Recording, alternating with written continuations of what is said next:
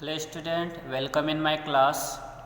Student, आज की class में हम डी मॉर्गन एंड बर्ट्रांड परीक्षण का प्रयोग कैसे करते हैं ये देखेंगे। इस परीक्षण का प्रयोग दी गई अनंत श्रेणी के अभिसरण की जांच करने के लिए किया जाता है। अर्थात इस परीक्षण के प्रयोग से हम यह पता कर सकते हैं कि दी गई श्रेणी अभिसारी है कि अपसारी है। सबसे पहले हम डी मॉर्गन एंड बर्ट्रांड परीक्षण को समझ लेते हैं कि यह परीक्षण क्या है।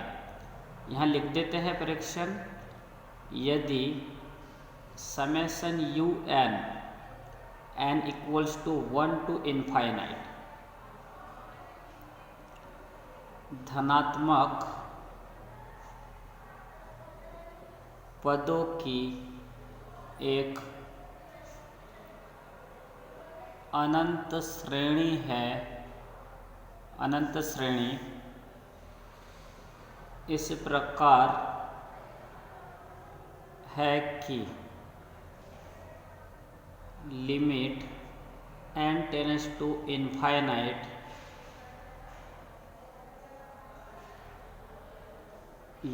un upon un plus 1 small n into un upon un plus 1 minus 1 फिर minus 1 into log n equals to l, तब दी गई श्रेणी समेशन un नंबर 1 अभिसारी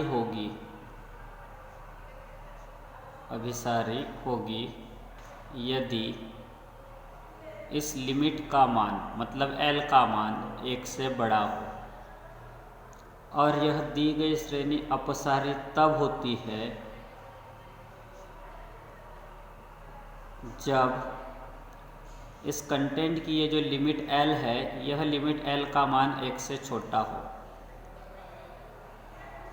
और नंबर 3 में परीक्षण असफल हो जाता है। परीक्षण असफल हो जाता है यदि l इक्वल्स टू 1 हो। तो यह है डी मॉर्गन एवं बर्ट्रांड परीक्षण। इस परीक्षण की मदद से हम दिए गए धनात्मक पदों के अनंत श्रेणी के अभिसरण की जांच कर सकते हैं। मतलब यह पता कर सकते हैं कि धनात्मक पद की जो अनंत श्रेणी है वह श्रेणी अभिसारी है कि अपसारी है। ध्यान रहे, इस परीक्षण का प्रयोग तब किया जाता है जब रॉबी परीक्षण असफल हो जाता है। जब रॉबी परीक्षण यह बताने में असफल हो जाए कि दी गई श्रेणी अभिसारी है कि अपसारी है, तब हम डी मॉर्गन एंड बर्ट्रांड परीक्षण का प्रयोग करके दी गई श्रेणी के अभिसरण की जांच करेंगे और पता लगाएंगे कि दी गई श्रेणी अभिसारी है कि अपसारी है।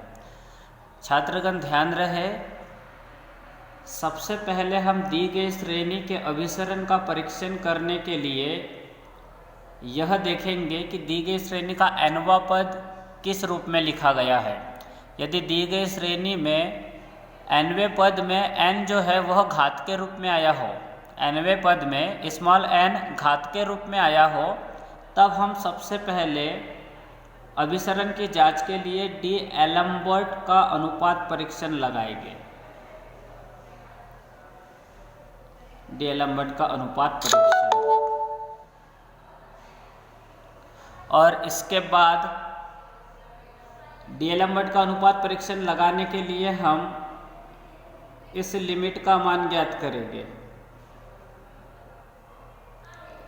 जब डी एलम्बर्ट का अनुपात परीक्षण असफल हो जाए, मतलब इस लिमिट का मान यदि 1 आए, तब हम दी गई श्रेणी के अभिसरण का परीक्षण करने के लिए रॉबी परीक्षण का ही प्रयोग करेंगे। और रॉबी परीक्षण का प्रयोग करने के लिए हम limit n tends to infinite small n un upon un plus 1 minus 1 का मान प्राप्त करेंगे।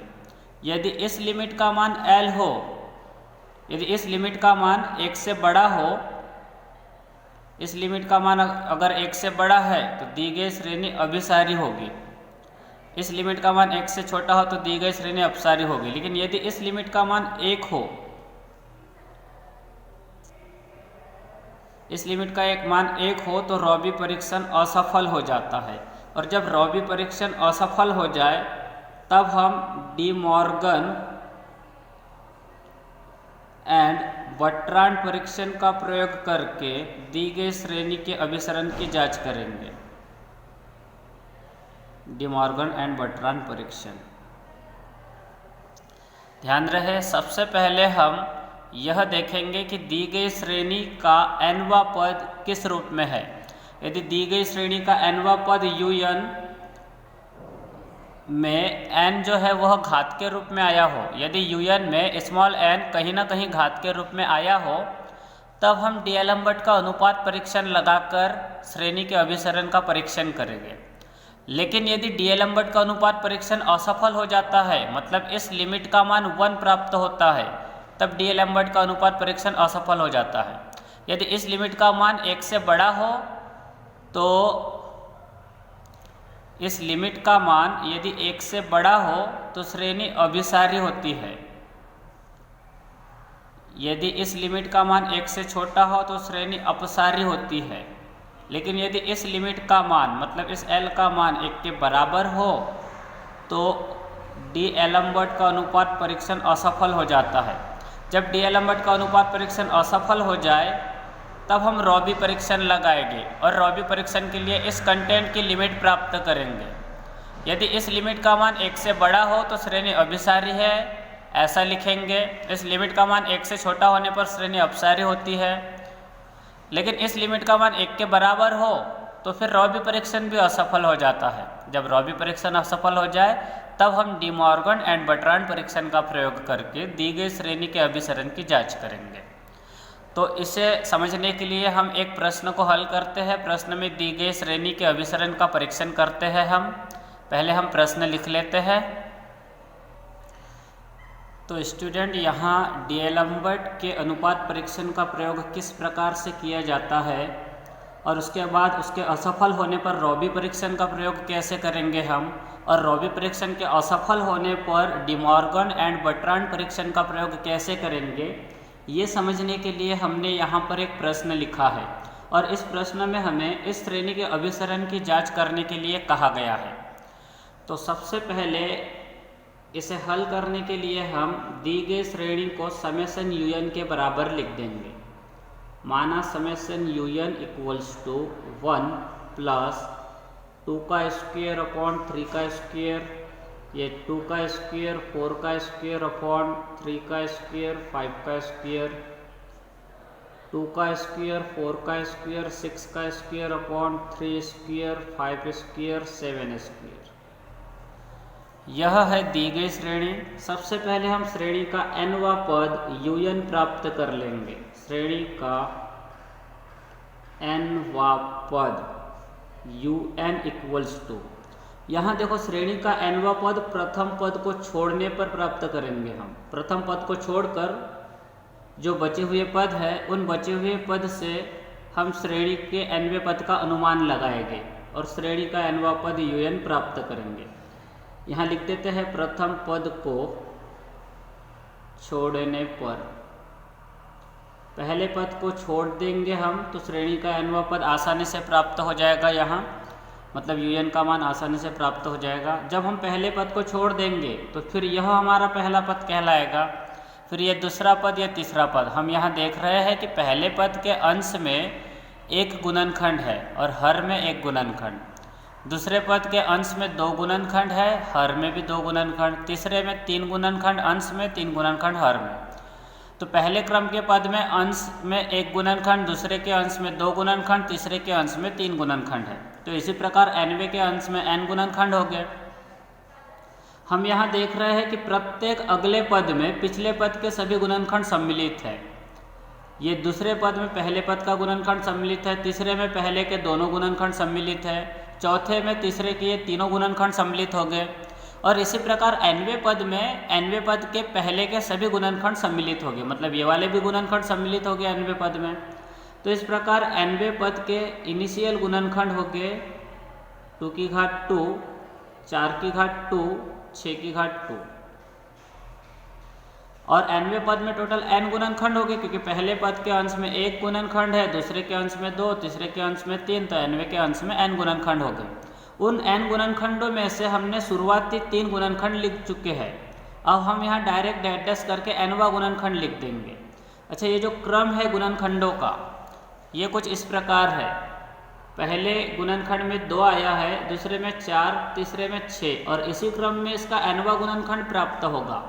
यह समांतर क्रम है और समांतर क्रम का nवां गुणनखंड a + n-1d से प्राप्त होता है। a प्रथम पद होता है जो कि यहाँ 2 है, और साथ में n-1 लिखेंगे। d सर्वांतर होता है, मतलब क्रमागत 2 पदों के बीच का अंतर।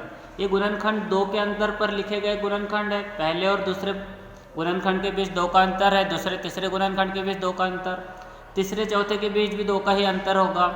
मतलब जो सर्वांतर है, इन गुणनखंडों के क्रम का जो सर्वांतर है वह 2 है। इसको जब सॉल्व करेंगे तो हमें सिर्फ 2n प्राप्त होगा, मतलब इस क्रम का nवां गुणनखंड 2n होगा। तो हम इस क्रम के nवें गुणनखंड को लिख देते हैं यहाँ, जो कि 2n है, और इसका भी स्क्वायर होगा, क्योंकि सभी गुणनखंडों का स्क्वायर है, तो nवें गुणनखंड का भी स्क्वायर होगा। फिर हर के गुणनखंड देख लो। यहाँ हर के शुरुआती गुणनखंड 3 स्क्वायर, 5 स्क्वायर, 7 स्क्वायर हो गए, और इसी क्रम में हर में n गुणनखंड हो गए। जैसे अंश में n गुणनखंड थे, वैसे ही un के हर में भी n गुणनखंड हो गए। और हर के गुणनखंडों का क्रम देखो किस प्रकार है। यहाँ हर का पहला गुणनखंड 3 है, दूसरा 5, तीसरा 7, और इसी क्रम में आगे के गुणनखंड प्राप्त हो गए।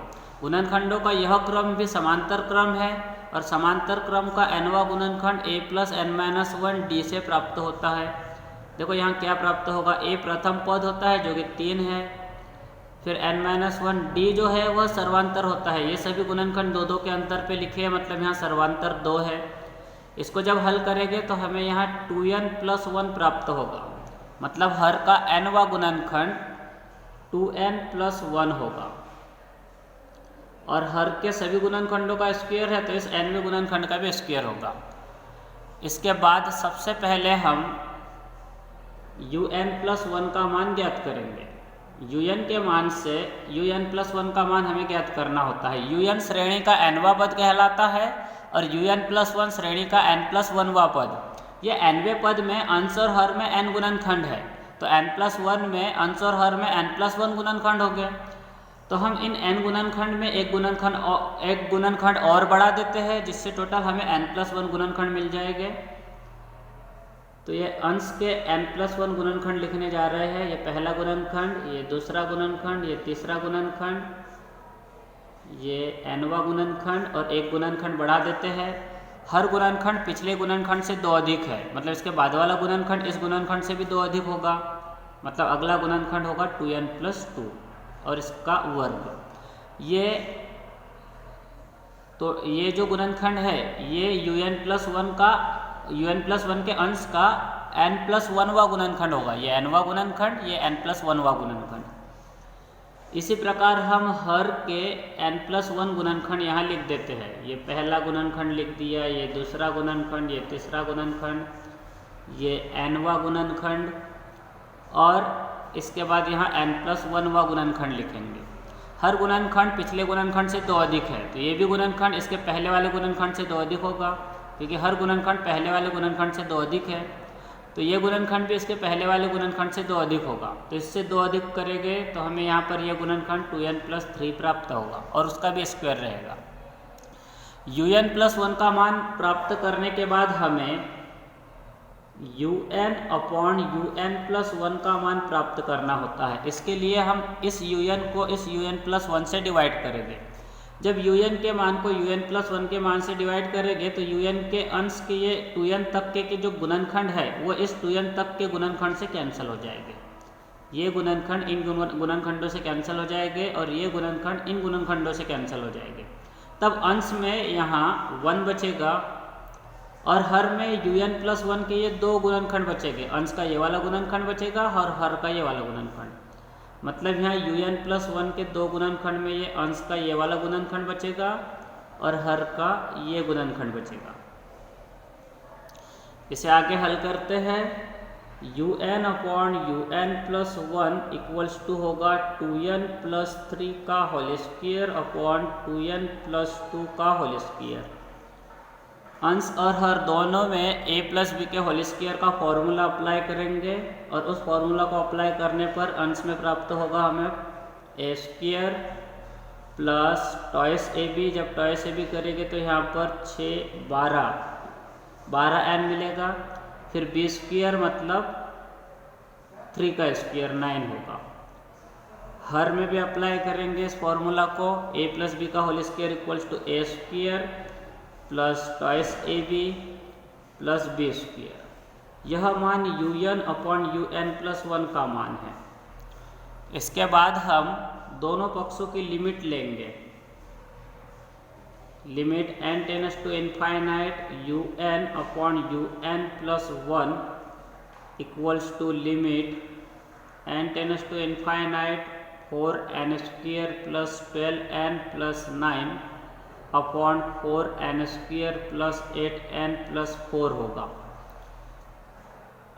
इस लिमिट को हम सॉल्व करते हैं। अंश से हमने n² कॉमन लिया, जिससे अंश में यहाँ बचेगा ब्रैकेट में 4 प्लस 12/n प्लस 9/n²। इसी प्रकार हम हर से भी n² कॉमन ले लेते हैं। हर से n² कॉमन लेने के बाद हर में बचेगा 4 प्लस 8/n प्लस 4/n²। अंश के इस n² से हर का यह n² कैंसिल हो जाएगा। तो कैंसिल करने के बाद जो बचता है उसे लिखते हैं हम यहाँ। लेफ्ट हैंड साइड में लिखा था limit n tends to infinite un/un+1 और इसके राइट हैंड साइड में जो बच रहा है उसे लिखते हैं। n² से n² कैंसिल कर दिया था हमने।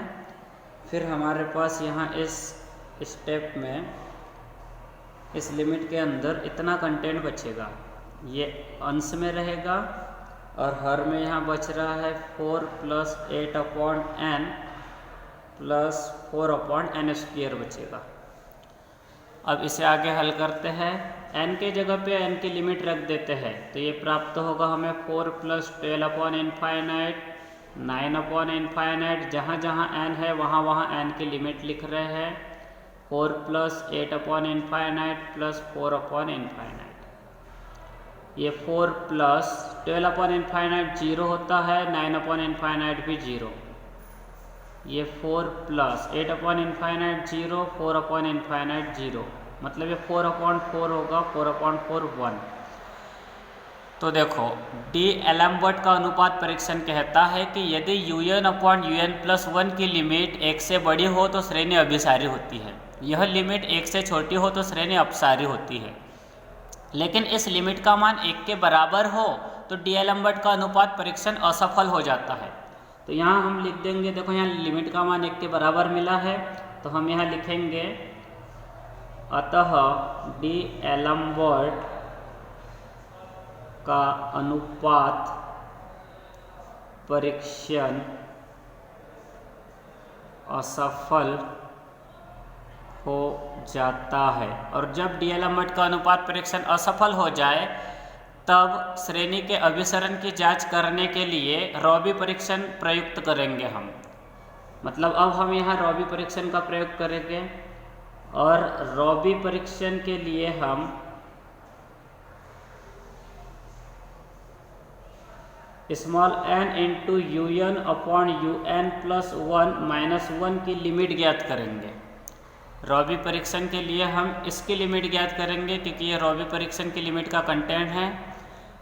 अगर इसकी लिमिट 1 से बड़ी हुई तो रॉबी परीक्षण के अनुसार दी गई श्रेणी अभिसारी होगी, लेकिन इसकी लिमिट का मान 1 से कम रहा तो श्रेणी अपसारी होगी। और इस कंटेंट की लिमिट 1 के बराबर अगर रही तो रॉबी परीक्षण के अनुसार रॉबी परीक्षण भी यहाँ असफल हो जाएगा। मतलब इस कंटेंट की लिमिट 1 से बड़ी होने पर श्रेणी अभिसारी होगी 1 से छोटी होने पर अपसारी, लेकिन इस कंटेंट की लिमिट 1 के बराबर हो तो रॉबी परीक्षण भी यहाँ फेल हो जाएगा। फिर रॉबी परीक्षण भी नहीं बता पाएगा कि दी गई श्रेणी अभिसारी है कि अपसारी है। और जब रॉबी परीक्षण फेल हो जाए तब हम डी मॉर्गन एंड बर्ट्रांड परीक्षण का प्रयोग करेंगे।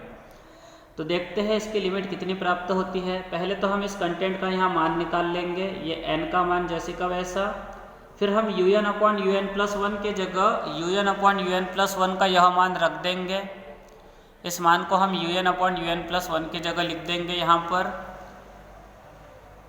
जिससे हमें यहाँ प्राप्त होगा 4n² + 12n + 9 upon 4n² + 8n + 4। फिर उसके बाद ये माइनस लगाएंगे और माइनस के बाद ये 1 लिखेंगे। इसे हल करते हैं हम, ये n जैसे का वैसा, इनका एलसीएम आएगा 4n² + 8n + 4, क्रॉस मल्टीप्लाई करने पर यहाँ मिलेगा 4n² + 12n + 9 minus 4n² - 8n - 4। ये n जैसे का वैसा, ये 4n² से -4n² कैंसिल हो जाएगा और ये 12n - 8n ये 4n होगा, 12n - 8n 4n। फिर प्लस 9 - 4 5 होगा यहाँ, और हर में 4n² + 8n + 4 होगा। इसे फिर आगे बढ़ाएंगे, ये 4n² + 5n अंश में होगा, इस n का अंदर ब्रैकेट के गुना कर दिया। n का ब्रैकेट के अंदर गुणा करने के बाद हमें अंश में 4n² + 5n मिला, और ये हर जैसे का वैसा लिख रहे हैं 4n² + 8n + 4, और यह मान n × un/un+1 - 1 का मान है ये। अब हम दोनों पक्षों की लिमिट ले लेते हैं। तो लिमिट लेने के बाद हमें यहाँ प्राप्त होगा limit n →∞ n × un/un+1 - 1 limit n →∞, और इसका मान रख देते हैं, मतलब दोनों साइड की लिमिट लिख रहे हैं हम।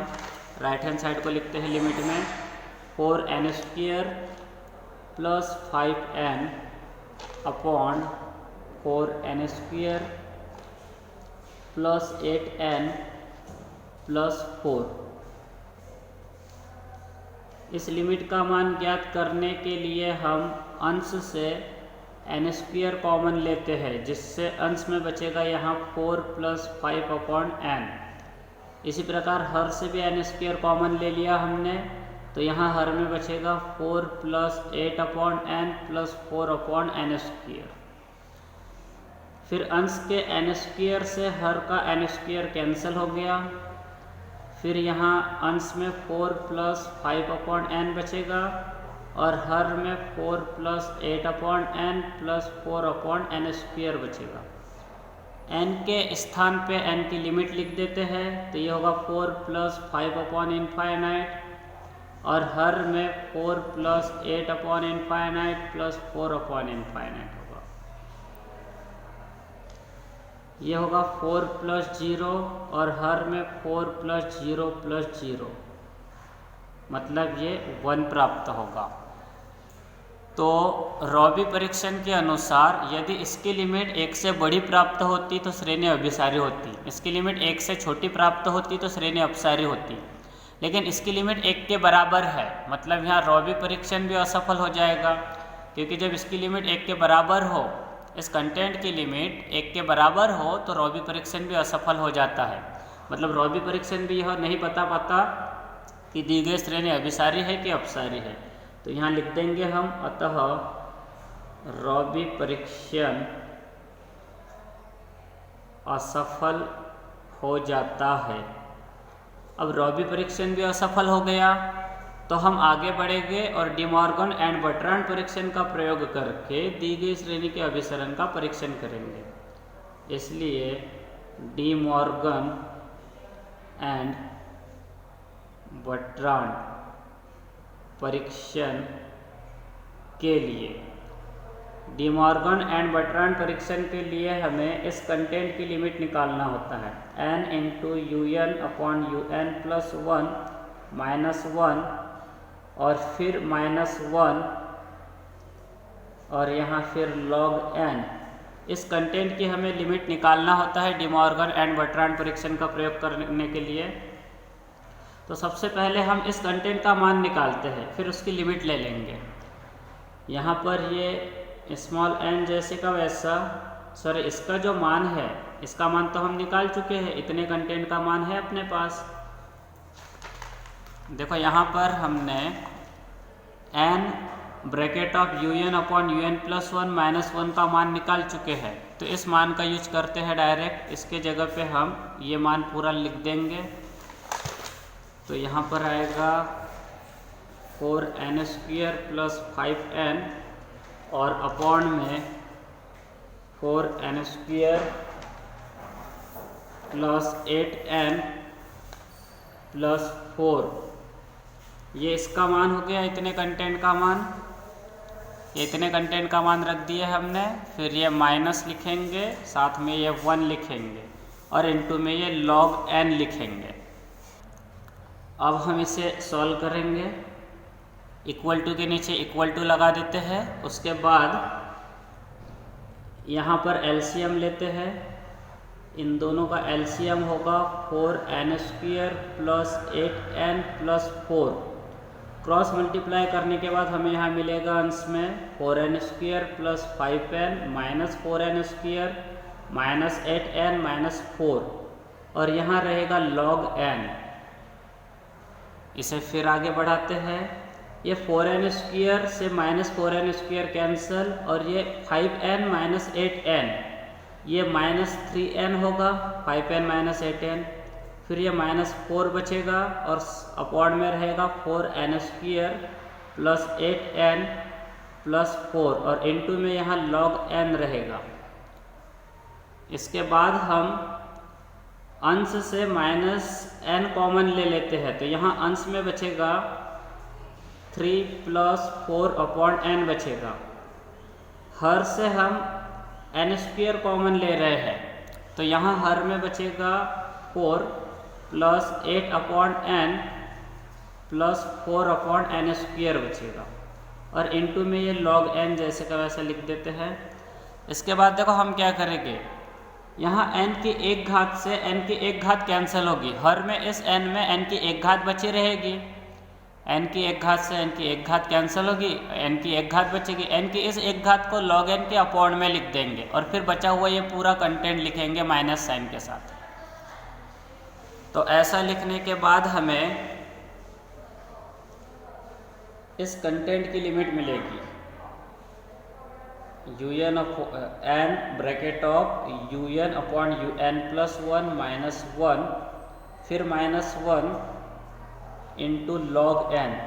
इस कंटेंट का मान जो है, इस कंटेंट का हमें मान यहाँ इस प्रकार प्राप्त होगा। फिर ये माइनस रहेगा, यहाँ 3 प्लस 4 अपॉन n रहेगा और हर में 4 plus 8 upon n plus 4 upon n² रहेगा और इनटू में यहाँ log n के अपॉन में n लिख देंगे, क्योंकि ये जो n हमने लिखा है log n के अपॉन में, ये इस n की जो एक घात बची है वो वाला n है जो हमने log n के अपॉन में लिखा है। log n के अपॉन में इस n की एक घात लिख दी और n की एक घात इस n की एक घात से कैंसिल, साथ में ये माइनस के साथ इतना कंटेंट बचा रहेगा जिसे हमने यहाँ पर लिख दिया है। अब हम दोनों पक्षों की लिमिट लेते हैं। Limit n tends to infinite small n bracket of un upon un plus 1 minus 1 फिर माइनस 1 और इनटू में यहाँ log n है और इसकी लिमिट मतलब ये राइट हैंड साइड की limit minus limit n tends to infinity 3 plus 4 upon n upon 4 plus 8 upon n plus 4 upon n²। हम इसके साथ लिमिट अलग लिख देते हैं। Limit n tends to infinite log n upon n। इसे हमने अलग लिमिट में लिखा और ये इस गुणनखंड को, ये पहले वाले इस पद को अलग लिमिट में लिखा। तो इसके साथ लिमिट अलग लिख दिया, इसके साथ लिमिट अलग लिख दिया हमने। ये माइनस जैसे का वैसा, यहाँ इस लिमिट में हम n के जगह n की लिमिट रख देते हैं, तो हमें प्राप्त होगा 3 + 4 अपॉन इनफाइनाइट अपॉन में 4 + 8 upon infinite plus 4 upon infinite, फिर इनटू में limit n tends to infinite log n upon n, इसकी लिमिट हम बाद में लिखेंगे नेक्स्ट स्टेप में। ये -3 प्लस ये 4 अपॉन इनफाइनाइट 0 होता है, प्लस ये अपॉन में है 4 + 8 अपॉन इनफाइनाइट 0, 4 अपॉन इनफाइनाइट 0, और इनटू में इसकी जो लिमिट होती है वह 0 होती है। तो ये टोटल होगा 0, क्योंकि 0 इंटू इतना करेंगे तो 0 ही मिलेगा, और 0 1 से छोटा होता है। इसका मतलब डी मॉर्गन एंड बर्ट्रांड परीक्षण का ये जो कंटेंट है, इस कंटेंट की लिमिट 1 से छोटी है। तो डी मॉर्गन एंड बर्ट्रांड परीक्षण के अनुसार दी गई श्रेणी अपसारी होगी, क्योंकि जब इस लिमिट का मान 1 से छोटा हो तो श्रेणी अपसारी होती है, और इस लिमिट का मान 1 से बड़ा हो तो डी मॉर्गन एंड बर्ट्रांड परीक्षण के अनुसार श्रेणी अभिसारी होती है। लेकिन यहाँ इस लिमिट का मान 1 से छोटा है, मतलब श्रेणी अपसारी होगी। अतः डी मॉर्गन एंड बर्ट्रांड परीक्षण से दी गई श्रेणी समेशन un अपसारी है। इस प्रकार दी गई श्रेणी के अभिसरण की जांच के लिए हमें यहाँ 3 परीक्षण का प्रयोग करना पड़ेगा। सबसे पहले हमने डी-एलम्बर्ट का अनुपात परीक्षण लगाए। डी-एलम्बर्ट का अनुपात परीक्षण लगाने पर हमने देखा कि un/un+1 की लिमिट 1 प्राप्त हुई, मतलब डी-एलम्बर्ट का अनुपात परीक्षण असफल हो गया। फिर डी-एलम्बर्ट का अनुपात परीक्षण असफल होने के बाद हमने रॉबी परीक्षण लगाए, और रॉबी परीक्षण के लिए हमने n(un/un+1 - 1) की लिमिट प्राप्त की। इस लिमिट का भी मान 1 प्राप्त हुआ। तो रॉबी परीक्षण के अनुसार यदि इस लिमिट का मान 1 प्राप्त हो, इस कंटेंट की लिमिट का मान 1 प्राप्त हो, तो रॉबी परीक्षण भी असफल हो जाता है। मतलब रॉबी परीक्षण भी यह बताने में असफल रहता है कि दी गई श्रेणी अभिसारी है कि अपसारी है। जब रॉबी परीक्षण असफल हो गया तो फिर हमने डी मॉर्गन एंड बर्ट्रांड परीक्षण को अप्लाई किया, और इसके लिए हमने इस कंटेंट की लिमिट प्राप्त की। इस कंटेंट की लिमिट हमें 1 से छोटी प्राप्त हुई। तो डी मॉर्गन एंड बर्ट्रांड परीक्षण के अनुसार जब यह लिमिट 1 से छोटी हो तो दी गई श्रेणी अपसारी होती है, मतलब यहाँ दी गई श्रेणी अपसारी है। और इस प्रकार से अपना यह प्रश्न कंप्लीट हो गया। इसके बाद अगली क्लास में देखेंगे। आज के लिए इतना ही।